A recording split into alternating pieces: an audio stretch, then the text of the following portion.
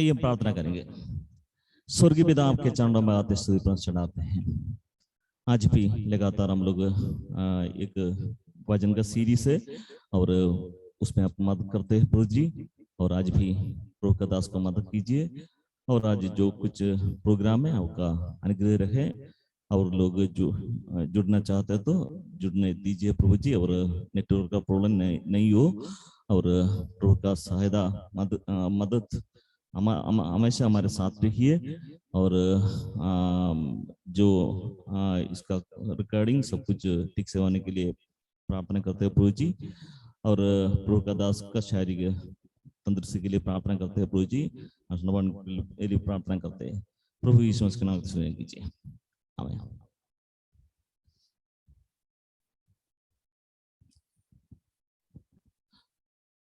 अभी गाना सुनने का टाइम है। पहले एक गाना सुनेंगे, और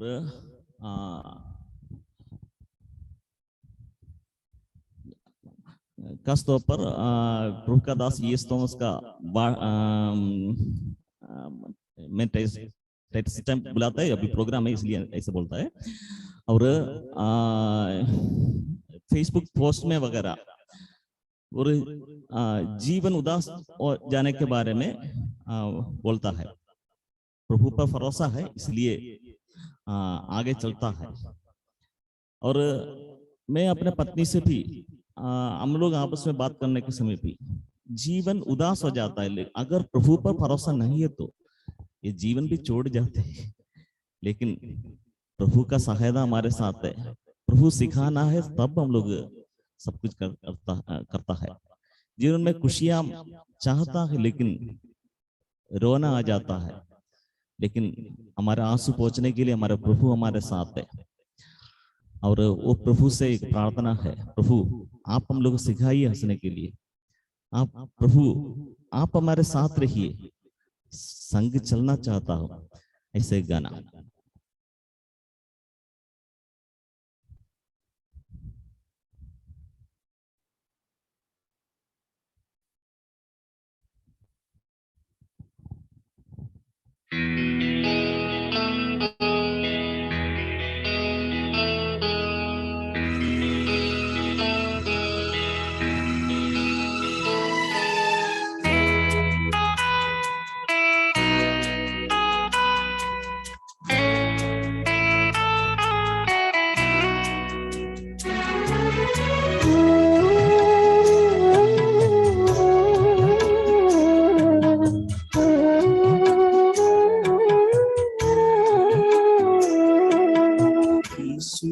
मसीहा तू ही सहारा दे, जीवन संवरने गिरने न दे मुझे।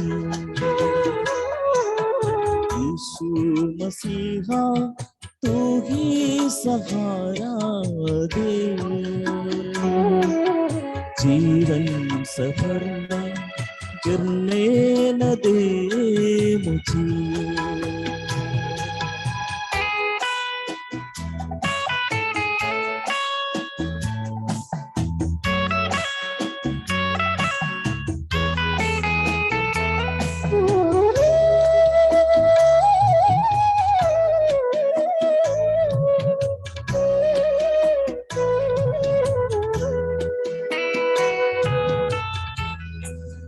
संग चलना चाहता हूँ प्रभु, गिर ही जाता हूँ। संग रहना चाहता हूँ प्रभु, दूर हो जाता हूँ।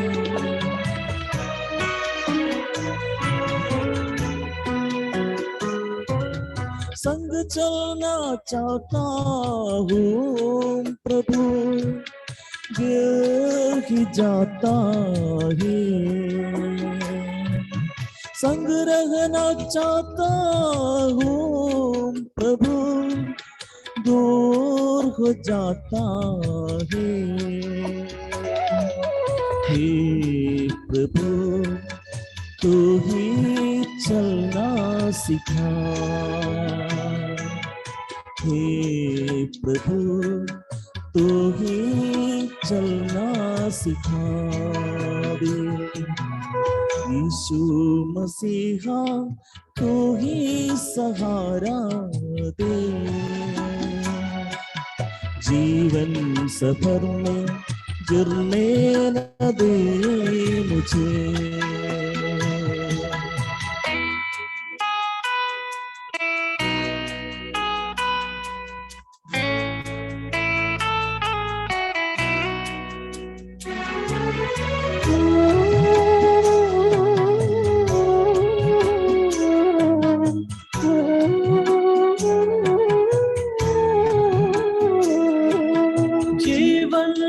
खुशियाँ चाहता हूँ प्रभु, उदास हो जाता है।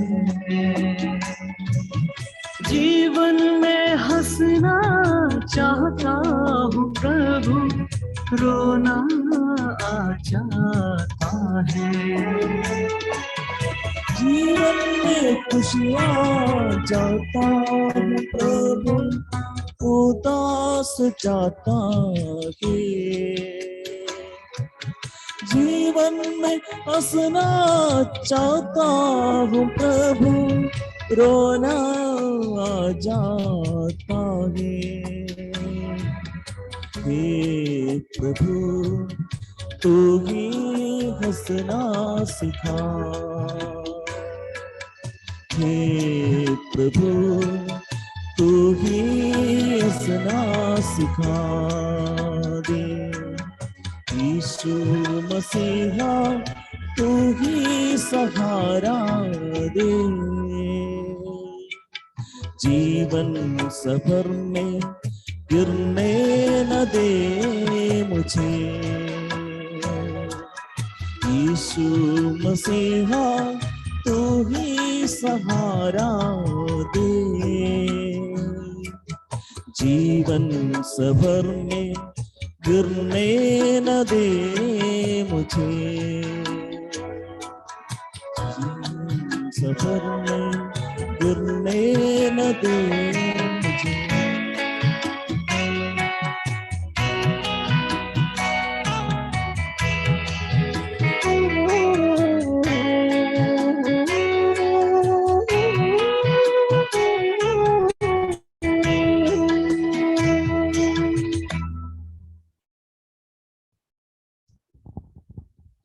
एक और गाना है, वो तो जास्मिन गाएगी। और वो गाना ऐसा है, वो भी प्रभु के प्यार के बारे में। और प्रभु का प्यार को वर्णन से अपार है, हम लोग वर्णन करके खत्म कर नहीं सकता है। ऐसा प्यार है। वो प्यार हम लोग को अंधेरों से बचाया, शैतान के बंधन से बचाया, और इससे बड़ा प्यार दुनिया में नहीं है। अरुणाचल प्रदेश का एक गॉस्पेल सिंगर है, ताना चापी तानिया करके, उसने वो बहन ने इस गाना लिखा है। और उनका जीवन का एक गवाही है वो गाना। और श्री में अरुणाचल प्रदेश ऐसे एक जगह है, और सुसमाचार का स्वतंत्रता नहीं है, सुसमाचार का प्रचार करने की स्वतंत्रता नहीं है, और कानूनी तौर पर मना है। ऐसा एक जगह से एक गॉस्पेल सिंगर ने लिखा है ये गाना, और हम लोग प्रार्थना पूर्वक सुनेंगे। जास्मिन गाएगी।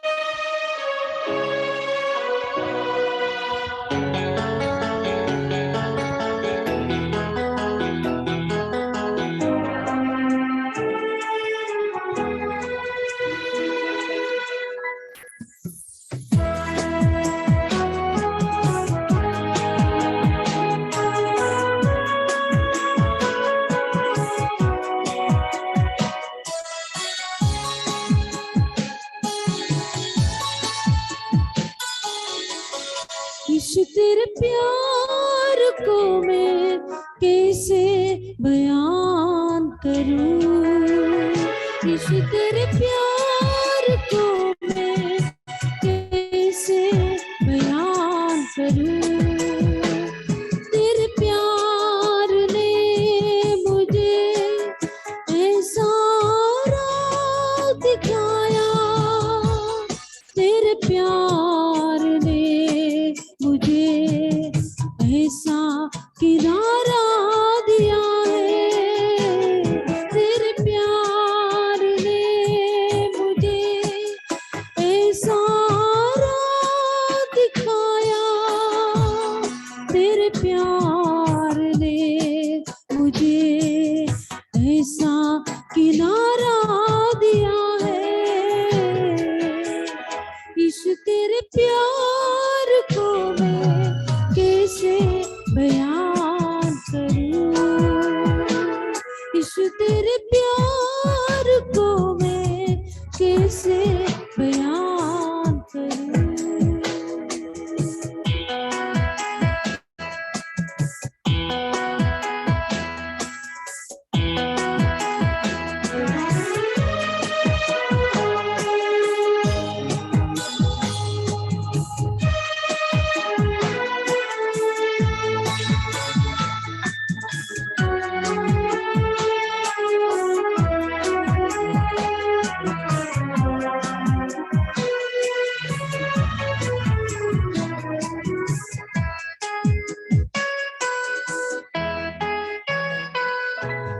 तू है सहारा, तू है दयालु, तेरे प्यार जैसा कहीं भी नहीं है।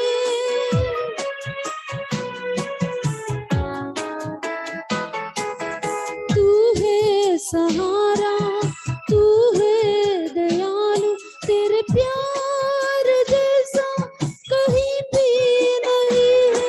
तेरे प्यार जैसा कहीं भी नहीं है।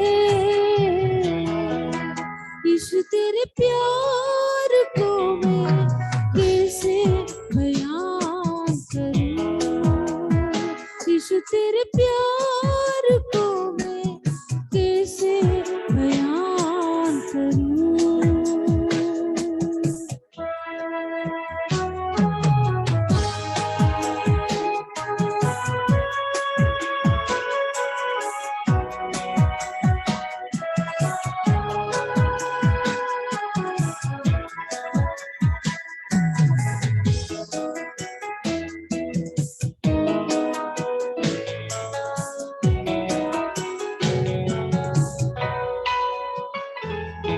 अंधेरों से तूने मुझको बचाया, शैतान के बंधन से मुझको छुड़ाया।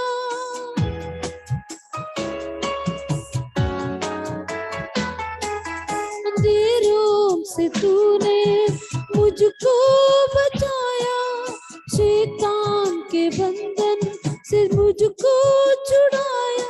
तेरे प्यार जैसा कहीं भी नहीं है। यीशु तेरे प्यार को मैं कैसे बयान करूं, यीशु तेरे प्यार को मैं कैसे बयान करूं।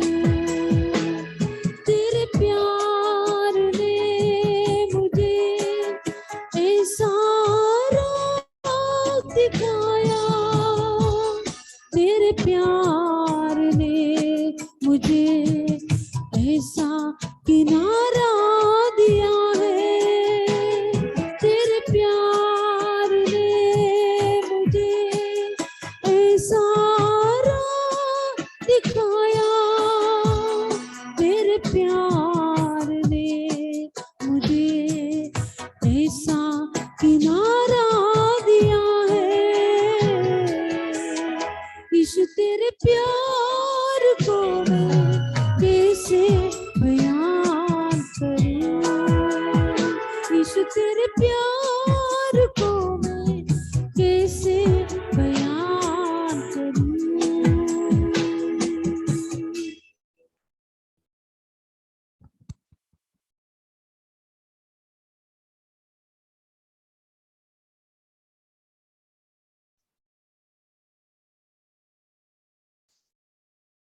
ब्रदर माइक म्यूट है।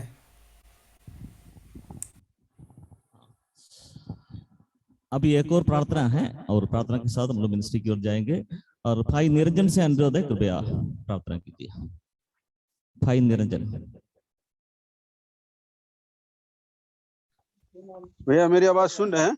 हाँ, सुन रहे। प्रार्थना करेंगे। पिता परमेश्वर, धन्यवाद के साथ एक बार फिर से हम आपके पवित्र चरणों में आते हैं प्रभु जी। धन्यवाद देते पिता परमेश्वर आपके अनुग्रह के लिए, आपका दया और आपका प्रेम के लिए प्रभु जी। हम आपको धन्यवाद देते हैं। सुंदर गाना प्रभु, आप प्रभु जी आपका दासी प्रभु जो गा रहे प्रभु, इस पर आशीष दीजिए। और आज की सभा को जो प्रभु जी आशीष किया है परमेश्वर संगीत में, हम इसके लिए भी धन्यवाद देते हैं। और शाम की सभा में प्रभु तो अनुग्रह आशीष प्रदान कर और सहायता कर प्रभु जी। और जब आपका दास प्रभु जी ब्रदर ES थॉमस ब्रदर जो आपका वचन को लेकर आ रहे हैं प्रभु जी, आपके बलवंत हाथ में सौंपते हैं प्रभु। शुद्धि ले और सहायता कर और पवित्र आत्मा के द्वारा प्रभु आप मदद करिए और हम सबको अच्छा नेटवर्क दीजिए। और प्रभु जी सहायता करके तेरे वचन को सुनकर आपकी आत्मिक जीवन में आशीष पाकर तेरे नाम की महिमा पर जितने प्रिय लोग जुड़े हैं सबके साथ रहिए, सहायता कीजिए। प्रभु यीशु मसीह के मधुर मीठे नाम से प्रार्थना मांगते पिताजी, सुनिए, स्वीकार कीजिए, आमीन। Thank you brother. और अभी इट इज ओवर टू प्रभु का दास ES थॉमस एंड सुब्रमण्यम।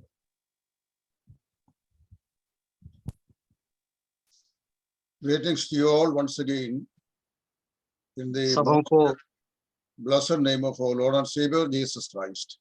हमारा धन्यमय उद्धारकर्ता प्रभु यीशु मसीह के मधुर नाम में सबों को अभिवादन। In the previous class, we started learning about the divine attributes of the Holy Spirit. पिछले क्लास में हमने पवित्र आत्मा के उस ईश्वरीय स्वभावों के बारे में, गुणों के बारे में हमने अध्ययन किया था। In that class, we learned that the Holy Spirit of God is having all the divine attributes which are ascribed to God the Father and Son elsewhere in the Holy Scripture. हमने देखा कि पवित्र शास्त्र में परमेश्वर का और पुत्र परमेश्वर प्रभु यीशु मसीह के जो गुण समूह है, उसी गुण समूह पवित्र आत्मा का भी है। God the Father is omniscient. Bible says the Holy Spirit of God is omniscient. पिता परमेश्वर, बाइबल बताती है पिता परमेश्वर जैसे सर्वज्ञानी है, पवित्र आत्मा भी सर्वज्ञानी है। God is omnipotent and omniscient, and the same way the Spirit of God is also spoken of as omnipotent and omniscient. जैसे पिता परमेश्वर के बारे में बताया गया है वो सर्वशक्तिमान है और सर्वज्ञानी है, वैसे पवित्र आत्मा भी सर्वशक्तिमान है और सर्वज्ञानी भी है। Bible also tells us God is the creator of everything, and the same creative power is ascribed to the Holy Spirit of God along with the God of the Bible. Bible में जिस परमेश्वर के बारे में बताया गया है वो सृजनहार है, सृष्टि करता है, वैसे पवित्र आत्मा को भी सृजनहार के रूप में बताया गया है। From all those divine attributes which are attributed to the Holy Spirit of God, we understand that Holy Spirit of God is God Himself. तो ये सारे जो गुण या स्वभाव जो परमेश्वर के हैं, पवित्र आत्मा को भी आरोपित किया गया है। इससे हम समझते हैं कि पवित्र आत्मा परमेश्वर है। Today, within the confinement of our assigned time, I am going to deal with the personality of the Holy Spirit. आज हमें दिया गए समय के मध्य में रहकर हम पवित्र आत्मा के व्यक्तित्व के बारे में अध्ययन करना चाहते हैं। There has been an important question among the students of the Bible all the times in history, whether the Holy Spirit of God is a power or is he a person. धर्मशास्त्र के जो अध्ययन करते हैं या छात्राएं हैं, उन लोगों के बीच में हमेशा एक बहुत बड़ा सवाल रहा इतिहास में कि पवित्र आत्मा एक व्यक्ति है या एक सामर्थ्य है। A thorough exploration through the various passages of Scripture, we come to know and we come to the conclusion that the Holy Spirit of God is not merely the power of God, but He Himself is a person. धर्मशास्त्र का सही अध्ययन करने से हमें ये समझ में आता है पवित्र आत्मा एक सामर्थ्य नहीं बल्कि एक व्यक्ति है। Here we are going to examine through the different passages wherein the Holy Spirit of God is said to have the personality. आज हम उन शास्त्रांश को देखेंगे जहां पर पवित्र आत्मा का जो व्यक्ति विशेष का गुण है उसी को हम देखेंगे। It is very important to just look into all those passages, otherwise that we might not be able to understand how this personality characteristics is developed through the Bible to the Holy Spirit of God. तो पवित्र आत्मा के व्यक्तित्व के बारे में जो सारे शास्त्रांश हैं, सारे शास्त्रांश को अध्ययन करना या पढ़ना जरूरी है, नहीं तो हम उसे समझ नहीं पाएंगे। Therefore, one after the other in the different passages that we will look into now. और इसीलिए हम एक के बाद एक आयतों को पढ़ने लगेंगे। Our first attention goes to Zechariah, the prophet, chapter 4, verse number 6. हम सबसे पहला जकरिया के भविष्यद्वक्ता के पुस्तक 4 अध्याय के 6वां आयत को हम पढ़ेंगे। जकरिया 4:6 Where we read, then he said, "This is God's message to Zerubbabel, not by might, nor by power, but by spirit, says the Lord of hosts. You will यहाँ पर because by spirit through you are a few and weak." यहाँ पर हम इस प्रकार पढ़ते हैं, तब उसने मुझे उत्तर देकर कहा, जरुब्बाबेल के लिए यहोवा का यह वचन है, ना तो बल से और ना शक्ति से, परंतु मेरे आत्मा के द्वारा होगा। मुझे सेनाओं के यहोवा का यही वचन है। Prophet Zechariah says, Holy Spirit of God is not merely a might, but he is a person. भविष्यद्वक्ता जकरिया कहते हैं, पवित्र आत्मा एक बल या शक्ति नहीं है, बल्कि एक व्यक्ति है। And in the same way, the Acts of the Apostles, chapter 10, verse 38, where we read that God had anointed the Lord Jesus Christ both with the Holy Spirit and his power. और उतना ही नहीं, प्रेरितों के काम 5 अध्याय के 10 Chapter 10, verse 38. 10 का 38 में हम पढ़ते हैं कि पवित्र आत्मा के सामर्थ्य में उनको अभिषेक किया गया है। So it reads like this, and you no doubt know that Jesus of Nazareth was anointed by God with the Holy Spirit and with power, and he went around doing good and healing all who were possessed by demons, for God was with him. That means it says he was anointed with both the Holy Spirit and his power. प्रभु यीशु मसीह के सेवकाई के बारे में बताकर प्रेरितों के काम 10 का 38 में हम इस प्रकार पढ़ते हैं, And again, परमेश्वर ने yes, किस रीति से यीशु नासरी को पवित्र आत्मा और सामर्थ्य से अभिषेक किया। वो again, भलाई करता और सबको ठीक है। again, chapter 15 of verse number 18, we read that the power of the Holy Spirit of God is mentioned once again. Reference please. Verse number 18 of chapter 15. 15 अध्याय के 18 आयत में हम देखते हैं कि पवित्र आत्मा के सामर्थ्य के बारे में हम पढ़ते हैं। See, therefore, if reading from different passages of scripture, we distinctively understand that Holy Spirit of God is a person with a power. तो ये सारे आयतों को देख करके हम ये समझते हैं कि या इस विषय में निर्णय लेते हैं कि पवित्र आत्मा बल नहीं या शक्ति नहीं, वो व्यक्ति है। Along with these verses, we would also be connecting 2 Corinthians chapter 6 verses 6 and 7, wherein the Holy Spirit and his might are distinctively mentioned there. इसके साथ हम 2 कुरिन्ती 6 का 7वीं आयत को भी हम देखेंगे, जहां पर पवित्र आत्मा को एक खास तौर पर व्यक्ति के आख्या दिया गया है। Both of the aspects are mentioned in these verses. यहाँ पर दोनों विषय पवित्र आत्मा के बारे में बताया गया है। One is the personality of the Holy Spirit of God, and the second one is his might. और एक तो पवित्र आत्मा का व्यक्तित्व, दूसरा है उनका शक्ति या बल। See, and in 2 Corinthians chapter 3, when we read through that chapter, 2 कुरिन्ती 3 अध्याय अगर हम देखेंगे, Paul is speaking about the specific nature of the New Testament ministry that you and I have. नया नियम में जो सेवकाई आपको और मुझे मिला है, उस सेवकाई के बारे में पौलुस तीसरा अध्याय, दूसरा कोरिन्थी का तीसरा अध्याय में बताते हैं। Chapter 3 verse 3. 3 अध्याय का 3 आयत। And in that words, Paul says very specifically about they can see that you are a letter from Christ written by us. It is not a letter written with pen and ink, but by the Spirit of the living God, not one curved on stone, but in human hearts. यहाँ पर इस प्रकार हम पढ़ते हैं, यह प्रकट है कि तुम मसीह की पत्री हो, जिसको हमने सेवकों के समान लिखा, और जो स्याही से नहीं परंतु जीवते परमेश्वर के आत्मा से, पत्थर की पट्टियों पर नहीं परंतु हृदय की मांस रूपी पट्टियों पर लिखी है।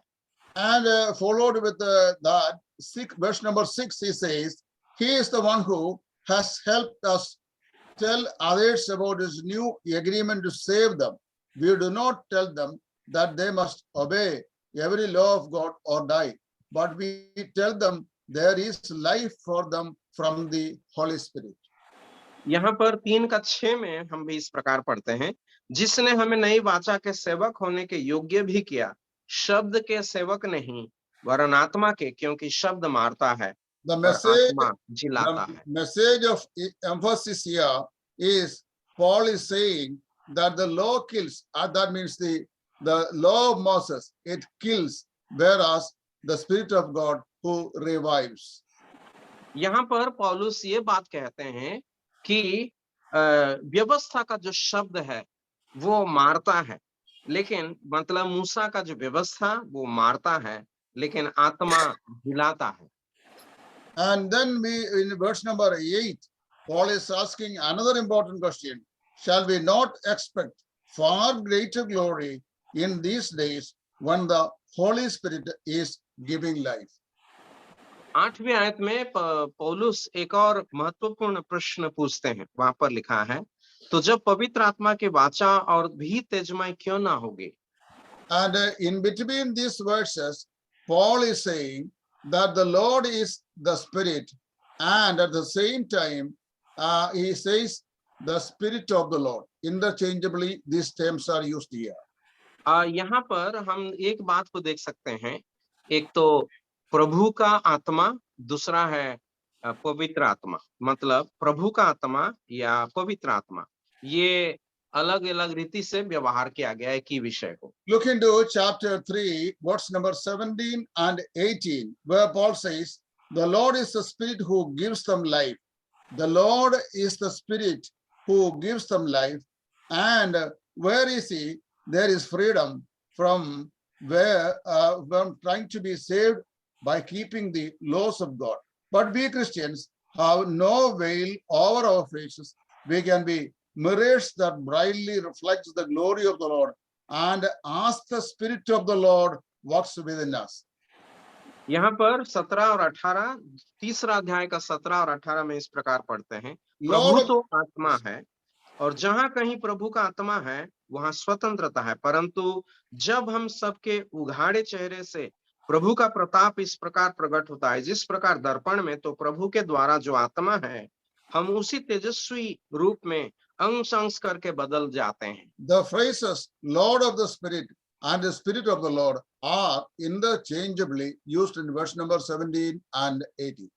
तो 18 आयत और 17 आयत में प्रभु का आत्मा और प्रभु के आत्मा और प्रभु आत्मा है, आत्मा रूपी प्रभु, ये दोनों एक दूसरे के रूप में व्यवहार किया गया। According, as for the verse 17, we understand the Lord of the Spirit, which means the Spirit of God is Lord himself, who is Jehovah. यहाँ पर हम देखते हैं प्रभु तो आत्मा है, मतलब वो प्रभु है जो यहोवा है। So therefore, it is evident from this passage that the Holy Spirit of God has a vital personality. तो यहाँ पर हम ये समझ सकते हैं कि पवित्र आत्मा का एक विशेष व्यक्तित्व है। How the Father God is a person and the Son of God is a person in the Holy Trinity. In the same way, the Bible says the Holy Spirit of God is also a person with the Father and Son in Trinity. पवित्र त्रित्व में पिता परमेश्वर जैसा एक व्यक्ति है और पुत्र परमेश्वर जैसा एक व्यक्ति है, पवित्र आत्मा भी एक व्यक्ति है। We should be able to distinguish and know between the difference between the personality as well as the power. हमें पवित्र आत्मा का जो सामर्थ्य है और पवित्र आत्मा का जो व्यक्तित्व है, दोनों में फर्क लाना जरूरी है। A power in itself cannot do any works. एक सामर्थ्य कोई काम नहीं कर सकता है। That means a power cannot do anything as for itself. और सामर्थ्य अपने में कुछ काम नहीं कर सकता है। We have the electricity as the energizing power connected to our house systems of electrics. हम देखते हैं विद्युत शक्ति जो है वो हमारे घर के आवश्यकता के लिए उसे जुड़ा गया है। That electricity or power in itself cannot do any acts. ये जो विद्युत शक्ति है ये अपने में कुछ काम नहीं कर सकता है। We all know that electricity has power. हम सब जानते हैं विद्युत शक्ति का शक्ति है, But the power just in itself wouldn't do any acts. लेकिन ये शक्ति जो है अपने में कुछ काम अलग अलग काम नहीं कर पाएगा। But when it is connected to an electrical equipment or apparatus, that it can work out. अगर एक किसी भी वैद्युतिक सरंजाम में वो जोड़ा जाता है तब वो उसी प्रकार काम करेगा। We know the various functionals of the electricity power. हम जानते हैं कि ये विद्युत शक्ति का अलग अलग कार्यों के बारे में। We can rotate a ceiling fan which is fixed around our room. ये हमारे छत पर जो छत के नीचे जो पंखा लगाया गया है उसी को घुमा सकता है। It can give us the freeze, the cooled freeze in our rooms by an AC unit. और अगर एसी में हम उसे लगाएंगे तो हमें ठंडी हवा वो दे सकता है। Or it can produce the heat energy when it is converted to the electrical energy into heat energy. अगर हम हीटर में लगाएंगे तो हमें वो गर्मी देगा। It functions varies depending upon how it is fixed and how it is designed for. तो ये विद्युत शक्ति किसी में जुड़ा गया है, किसी में संयोग किया गया है, उसी के अनुसार वो अपना काम को करता है। But the power in itself does not use for anything. लेकिन ये सामर्थ्य अपने या शक्ति अपने में कोई काम का नहीं है। The power has no personality, neither has any reasoning or intellect or will to decide and do something. ये शक्ति का अपने में कोई व्यक्तित्व नहीं है, ना वो कुछ समझ सकता है, ना कोई इच्छा कर सकता है। But the Bible says the person of the Holy Spirit of God is an individual who has got the power of will, power to will, as well as reasoning and the power of decision, taking decision. लेकिन पवित्र आत्मा के बारे में Bible हमें बताती है वो व्यक्ति है और इसीलिए इच्छा करने का क्षमता उनके पास है, विचार करने का एक क्षमता है और निर्णय लेने का क्षमता उनके पास है। Personality comprised of three essential faculties.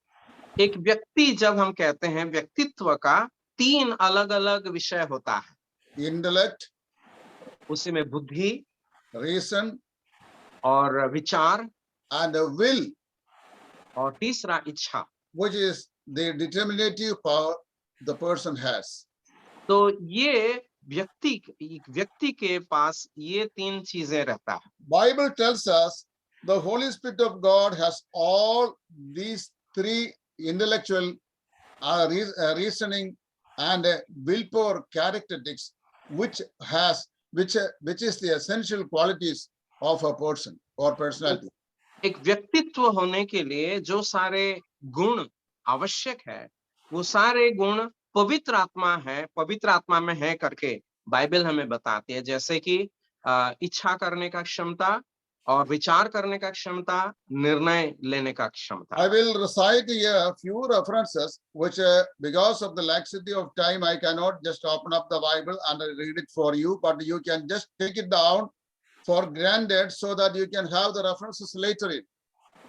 मैं अब कुछ आयतों को बताऊंगा, आप उसे लिख करके रखिए। समय के कमी के कारण ये सारे आयतों को हम नहीं पढ़ पाएंगे, तो The आप fo- बाद में उसे पढ़ सकते हैं। कृपया लिखिए उसे। The following verses very specifically speaks about Holy Spirit of God as if having the intellect, reason, and will, which are the essential characteristics of personality. एक व्यक्तित्व होने के लिए जो विशेष गुण हैं, मतलब इच्छा करने का क्षमता और विचार करने की क्षमता या युक्ति करने का क्षमता और निर्णय लेने का क्षमता, इसके बारे में जो अंश को हम पढ़ेंगे। First reference goes to 1 Corinthians chapter 2 verse 9 to 11.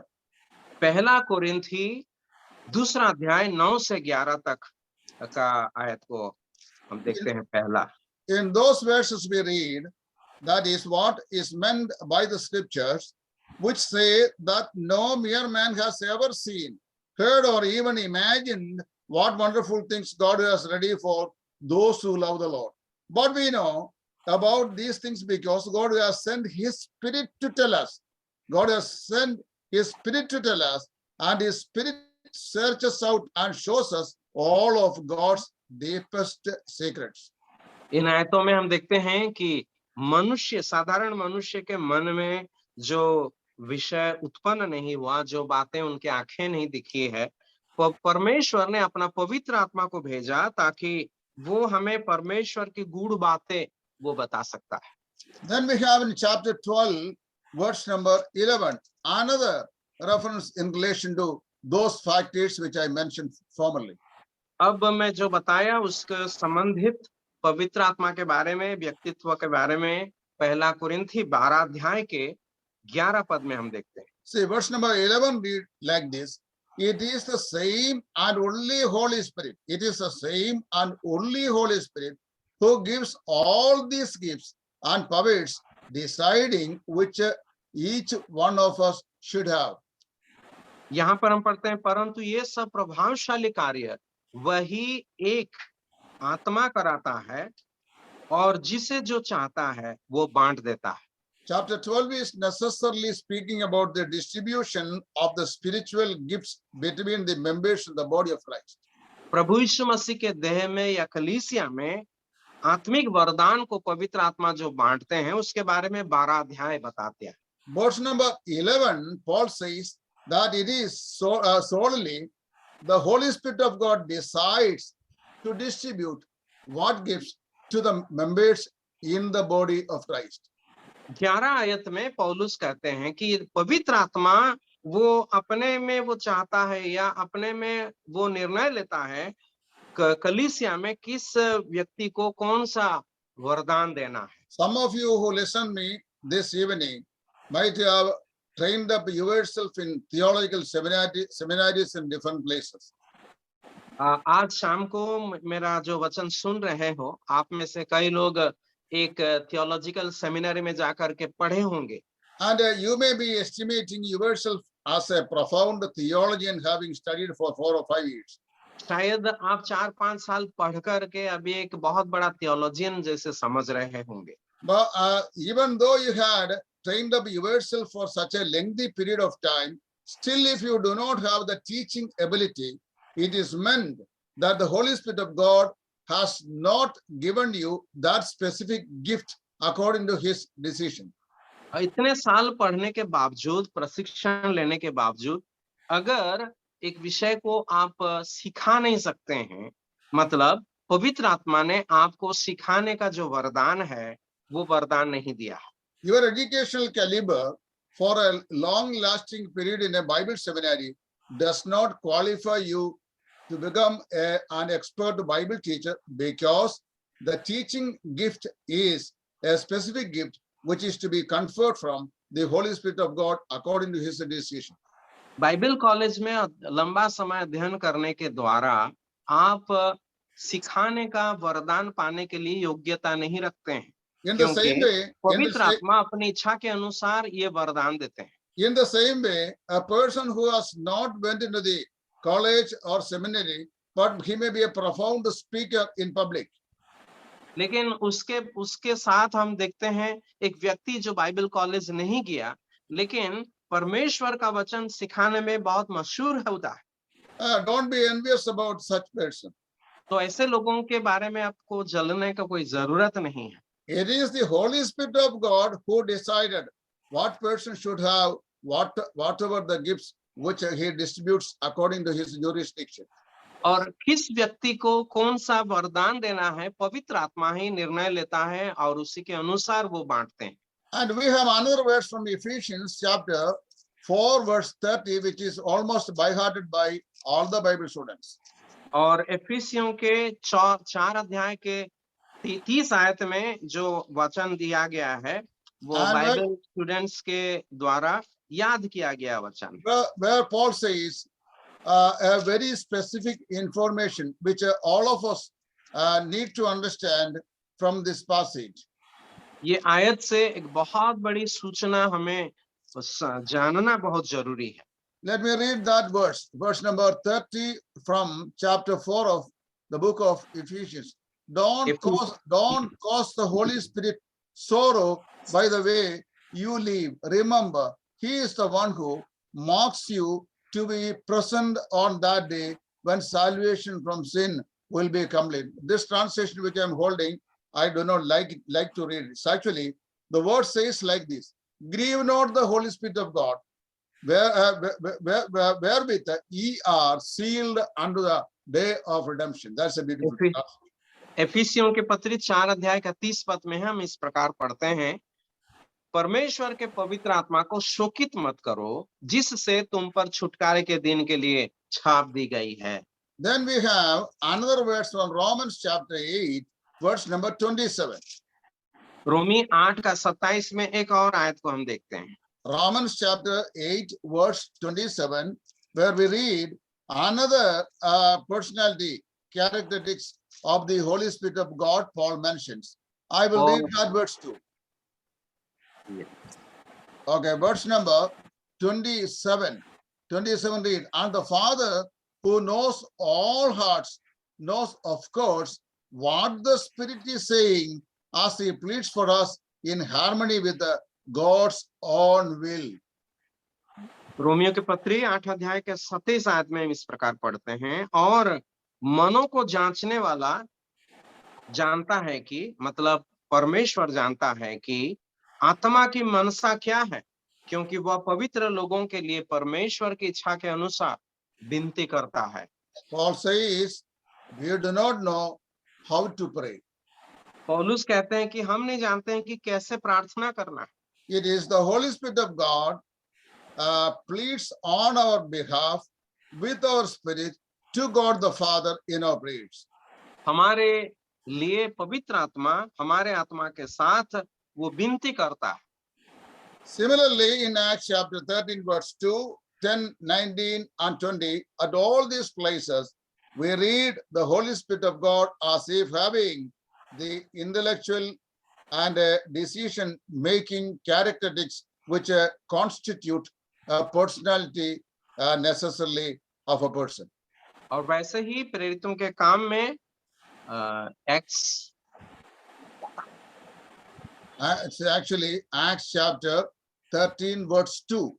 13 अध्याय का दूसरा आयत में हम पढ़ते हैं कि पवित्र आत्मा के chapter 10 verse 19 and 20. 10 का 19 और 20 में भी हम देखते हैं पवित्र आत्मा के उस व्यक्तित्व के संबंधित और कुछ वाक्यों को हम वहां देखते हैं। And then we goes to another verse from Isaiah chapter 34 verse 16. अब हम यशाया 34 का 16 आयत को देखते हैं। Isaiah chapter 34 verse 16 tells us that the word of God was compiled by the Holy Spirit of God. और यशाया 34 का 16 आयत हमें बताती है कि परमेश्वर का पवित्र आत्मा के द्वारा परमेश्वर का वचन संग्रह किया गया। See, where we read in verse number 16, such as these shall dwell on high, the rocks of the mountains will be their fortress of safety, food will be supplied to them, and they will have all the water they need, which is speaking about the word of God. यहाँ पर हम पढ़ते हैं, यहोवा की पुस्तक से ढूंढ कर पढ़ो, इनमें से एक भी बात बिना पूरे हुए ना रहेगी, कोई बिना जुड़ा ना रहेगा, क्योंकि मैंने अपने मुंह से यह आज्ञा दी है और उसी की आत्मा ने उन्हें इकट्ठा किया है।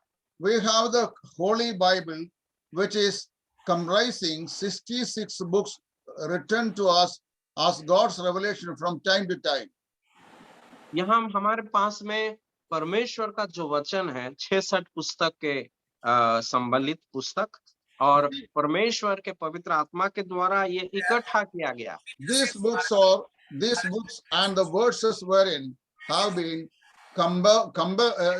actually they all been composed and provided to us by the work of the Holy Spirit, which is known as the inspiration.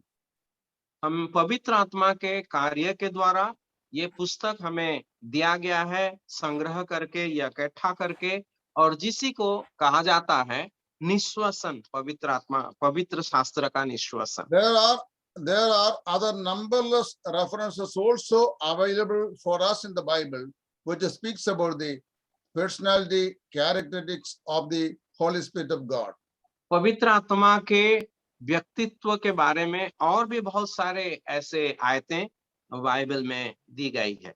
Few of them I would like to list down here for your personal information and studies. कुछ आयतों को मैं आपके लिए बताना चाहता हूं ताकि आप व्यक्तिगत तौर पे उसे अध्ययन कर सकें। Genesis chapter 6 verse 3, where the Lord says that my spirit shall not strive with man forever.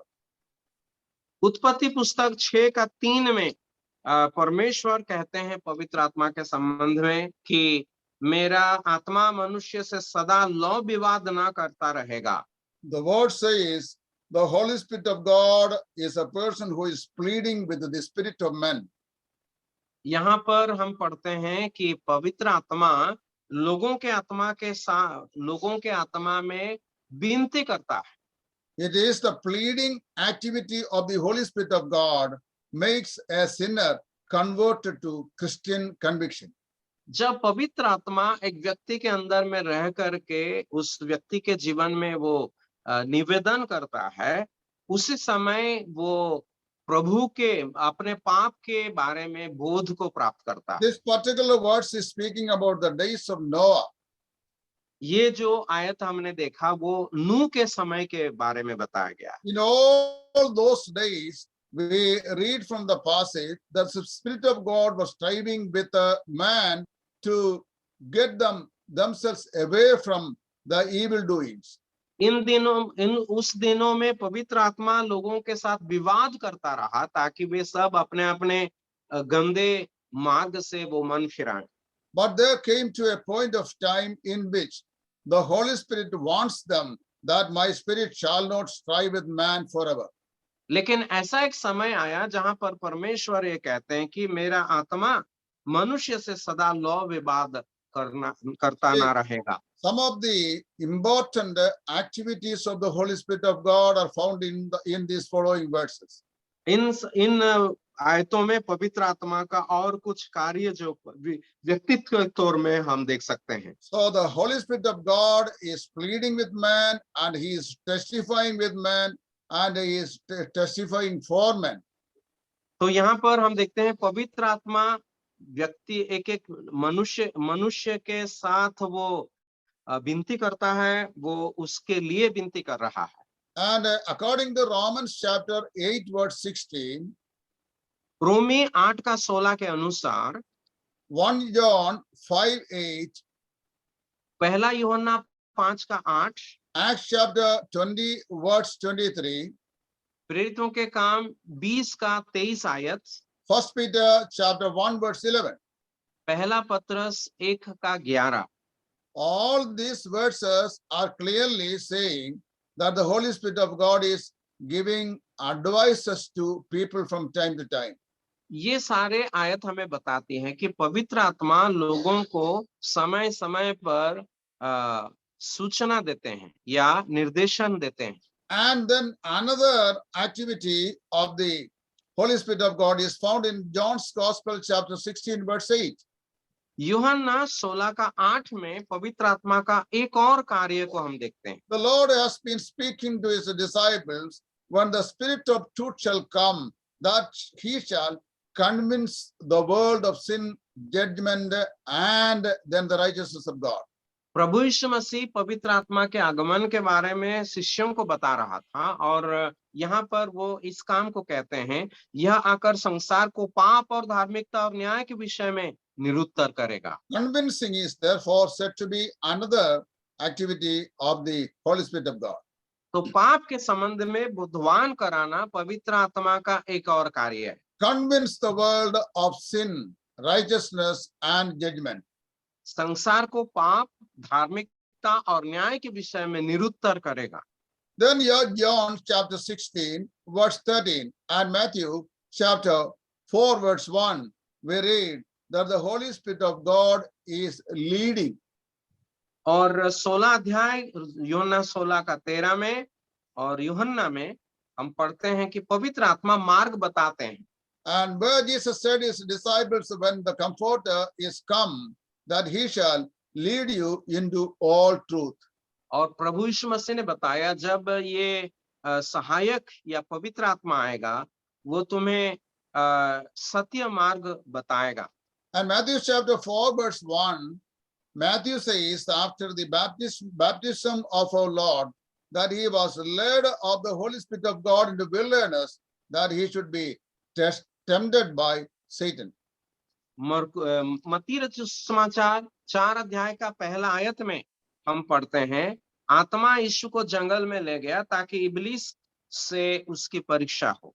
Then we have another activity of the Holy Spirit of God spoken about in John's Gospel chapter 16 verse 13 to 15. यूहन्ना रचित सुसमाचार 16 अध्याय 13 से लेकर 15 आयत में पवित्र आत्मा का एक और कार्य के बारे में बताया गया है। He makes known what the disciple had learned of the Lord Jesus Christ. प्रभु यीशु मसीह के से शिष्यों ने जो सीखा था, उसी को पवित्र आत्मा सिखा रहे हैं। And then in Acts chapter 9 verse 31, प्रेरितों के काम 9:31 में the Holy Spirit exhorts the people. पवित्र आत्मा लोगों को प्रोत्साहन देता है। And he is exhorting the saints. वो पवित्र लोगों को प्रोत्साहन देता है। Then in 1 Corinthians chapter 12 verse 11, the previously we have already read that verse, where we read that the Holy Spirit of God divided between the spiritual gifts in the body of Christ. और पहले जैसे हमने देखा पहला कुरिन्थी में 12 अध्याय में पवित्र आत्मा विश्वासियों के बीच में आत्मिक वरदान को बांटते हैं। And John chapter 16 verse 14 and 15 again says that he does not take anything of himself, but he will explain to you what you have heard of me. यूहन्ना रचित सुसमाचार वो अपने से कुछ नहीं कहेगा, लेकिन प्रभु यीशु मसीह से लेकर के हमें समझाएगा। Okay, let me repeat these things what we have learned right now. अब हमने जो सीखा उसी को एक बार फिर दोहराना मैं चाहता हूँ। First of all, the Holy Spirit of God is pleading with people.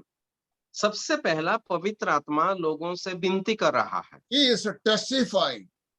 वो गवाही देता है। And he is giving advices.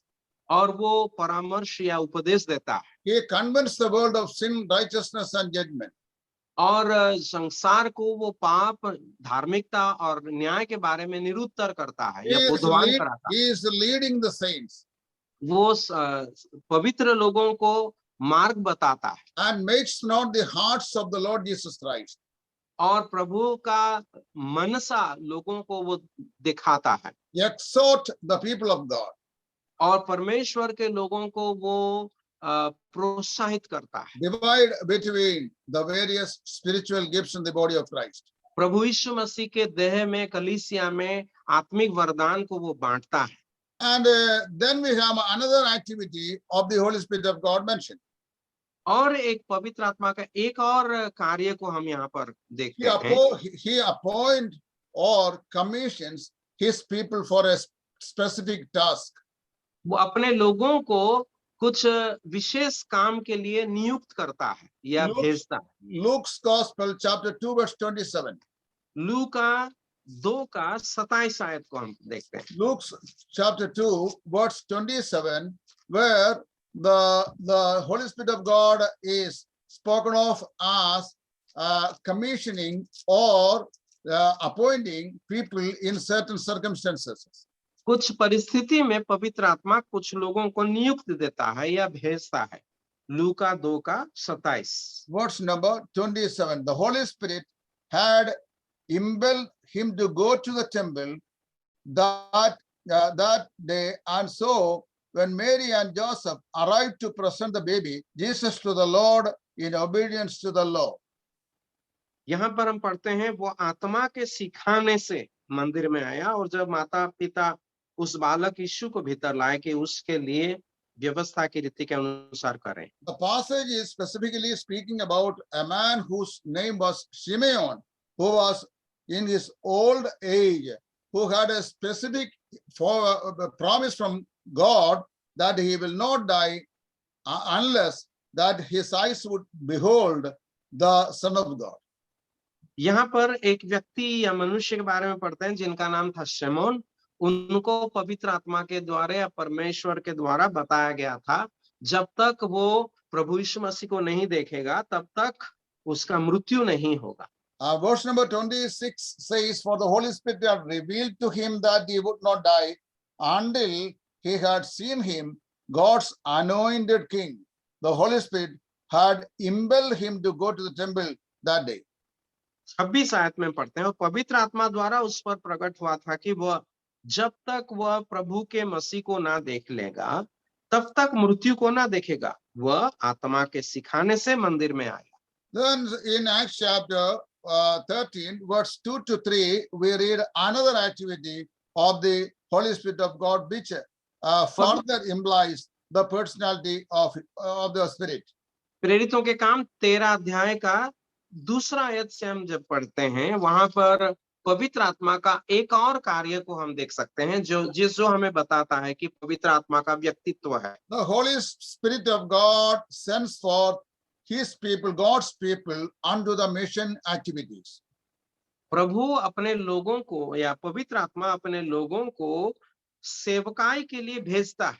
We read in this verses among the prophets and teachers of the church at Antioch. This is speaking about the local church at Antioch, of the church at Antioch, where Barnabas and Simeon, also called the Black Man, and Lucius from Cyrene, and Manaen, the foster brother of King Herod, and Paul, one day as these men were worshipping and fasting, the Holy Spirit said, dedicate Barnabas and Paul for a special job I have for them. So after more fasting and prayer, the men laid their hands on them and sent them on their way.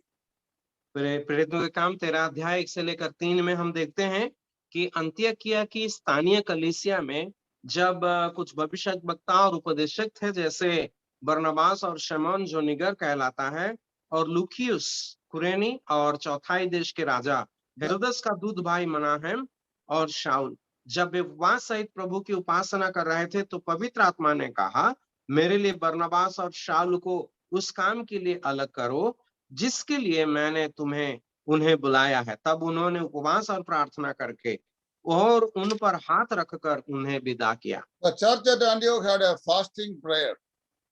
कलीसिया ये अंतिकिया की कलीसिया का उपवास प्रार्थना था। As they were proceeding in fasting and praise, और जब वे उपवास करके प्रार्थना कर रहे थे the Holy Spirit of God commanded the church at Antioch to separate Barnabas and Paul for the blessed ministry whereunto the Holy Spirit of God had called them.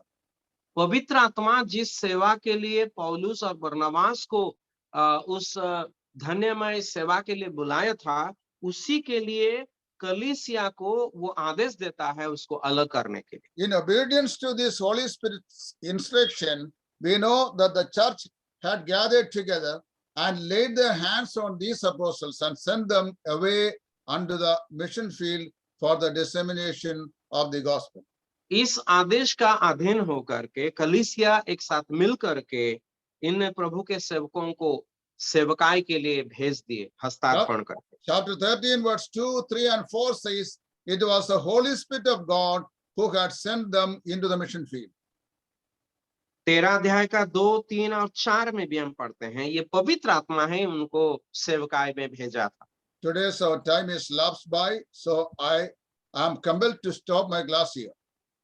और यहाँ पर समय समाप्त होने से मुझे जबरदस्त रोकना पड़ रहा है। And God willing, we will be continuing this class in the next week. प्रभु का इच्छा होने से हम अगला सप्ताह इसे चालू रखेंगे। May God bless you all who have participated in this evening class today. आज के शाम के सभा में क्लास में जितने लोग भी शामिल हुए सबों को प्रभु आशीर्वाद करे। May God's name be glorified. प्रभु का नाम का स्तुति हो। Thank you. धन्यवाद। हृदय भरा धन्यवाद डेटी सच्चान को और अंशवाणी को। और आज भी हम लोग बहुमूल्य वचन को सुना और पवित्र आत्मा शक्ति के तौर पर मानने वाला लोग है और सिखाता है व्यक्ति है, लेकिन कुछ लोग ऐसा सोचते हैं कि केवल शक्ति है, वो इसका प्रकटीकरण हम लोग को मालूम है और हल्ला करता है वो सब कुछ पवित्र आत्मा ऐसा बोलने वाले लोग है। लेकिन पवित्र आत्मा एक जैसा हमारा प्रभु एक व्यक्ति है वैसा पवित्र आत्मा भी एक व्यक्ति है और उसी के अनुसार लोग आगे भी पढ़ सकता है और बातों को हम लोग समझ में आ जाएगा। अभी हम लोग प्रार्थना के साथ इस मीटिंग को खत्म करेंगे। आरके सिंह अंकल से अनुरोध है, कृपया प्रार्थना कीजिए closing prayer. R K Singh uncle. आइए हम लोग प्रार्थना। धन्यवाद धन्यवाद हमारे राजाओं के राजा प्रभु के प्रभु हमारे जीवित परमेश्वर पिता, हम तेरा धन्यवाद करते हैं। आपने अपने दास हमारे भाई यस थॉमस के द्वारा बहुत ही सरल रीति से आपके त्रिएक परमेश्वर के एक व्यक्तित्व पवित्र आत्मा के बारे में प्रभु जी वचन के द्वारा सिखाने के लिए आपने प्रिय भाई का सहायता किया। हम तेरा धन्यवाद देते हैं और प्रभु जी हम धन्यवाद देते हैं पवित्र आत्मा के बारे में एक बार फिर से हम लोगों को उन सारी बातों को याद दिलाने के लिए अपने वचन के द्वारा आप प्रभु जी हमसे बातचीत किए, हम लोग को सीखने में सहायता किया। प्रभु जी हम तेरा धन्यवाद देते हैं। हाँ पिता परमेश्वर, ऐसे संसार में ऐसे मसीही वातावरण में जहाँ बहुत सारी गलत शिक्षाएं हैं, हम तेरा धन्यवाद देते हैं कि आप अपने दासों के द्वारा सही बातों को सत्य को अपने वचन के द्वारा बताने के लिए आपने मदद किया और आज इस मीटिंग में आपने बहुत अद्भुत रीति से आशीष दिया है, इसके लिए हम तेरा धन्यवाद देते हैं। हाँ पिता परमेश्वर, जैसा कि तेरा पवित्र आत्मा प्रभु जी के बारे में हम लिखा हुआ है कि प्रभु जी हम उसे शोकित ना करें, उसको पिता परमेश्वर दुखी ना करें, इसके लिए प्रभु जी हम लोग प्रार्थना करते हैं हमारे जीवन से, हमारे चाल चलन से, हमारे व्यवहार से, हमारे कार्यों से प्रभु जी हम उस पवित्र आत्मा को प्रसन्न करने वाले हों, उसकी इच्छा के अनुसार चलने वाले हों, उसके निर्देश के अनुसार हम चल सके और आपकी महिमा कर सके। प्रभु जी इसके लिए हम सब का मदद कीजिए, सहायता कीजिए। एक बार फिर से हम तेरा धन्यवाद देते हैं आज के सुंदर समय के लिए। आपने जो प्रभु जी हम सबको इकट्ठा हो करके इस जूम के माध्यम से तेरे वचनों को सुनने के लिए और आशीषित होने के लिए और पिता परमेश्वर और एक नए तरोताजा के साथ में आपकी महिमा करने के लिए प्रभु जी आपने प्रेरित किया, हम लोग को प्रोत्साहित किया, प्रभु तेरे पवित्र आत्मा के द्वारा सिखाया। प्रभु जी इसके लिए भी हम तेरा धन्यवाद देते हैं। कितना आप अद्भुत परमेश्वर हैं। आपने हमारे लिए आज से 2000 साल पहले जो बलिदान दिया क्रूस पर, उसके बाद भी आज तक निरंतर हमारे लिए प्रभु जी अपने पवित्र आत्मा के द्वारा प्रभु जी हमें सिखा रहे हैं, हमें बता रहे हैं, हमें गाइड कर रहे हैं, हमें चला रहे हैं। हमें सारी बातों में आपका मदद मिल रहा है। बिना आपके इस पवित्र आत्मा के सामर्थ से, बिना पवित्र आत्मा के प्रभु निर्देश से हम कुछ भी नहीं कर सकते। हमारे कोई भी बुद्धि और ज्ञान हमारे पास कोई हमारी प्रभु जी कोई योग्यता नहीं है।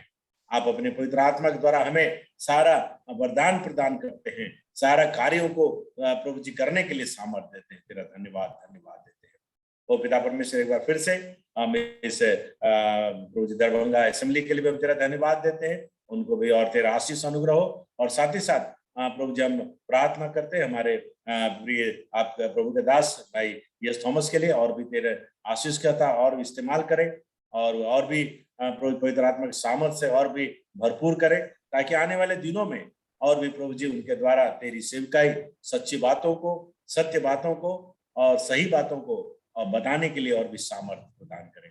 साथ ही साथ प्रभु जी धन्यवाद देते हैं अनुसरण पानी के लिए भी, जो उन्होंने बहुत सटीक रीति से, सरल रीति से प्रभु जी आपके वचन को प्रभु जी हिंदी में अनुवाद करके हम सबों के बीच में रखा। तेरा धन्यवाद, उन पर भी तेरा आशीष हो और तेरा अनुग्रह हो। और हम सब प्रभु जी और भी तेरे वचन के ज्ञान में ही नहीं, परंतु उसको अपने जीवन में लागू करें और प्रभु जी तेरे नाम की महिमा करें, सहायता कर, दया कर। आदर इज्जत महिमा आपको देते हैं, विनती धन्यवाद को तारणहार मुक्तिदाता प्रभु यीशु के नाम से मांगते हैं, आमीन। Thank you. Praise the Lord.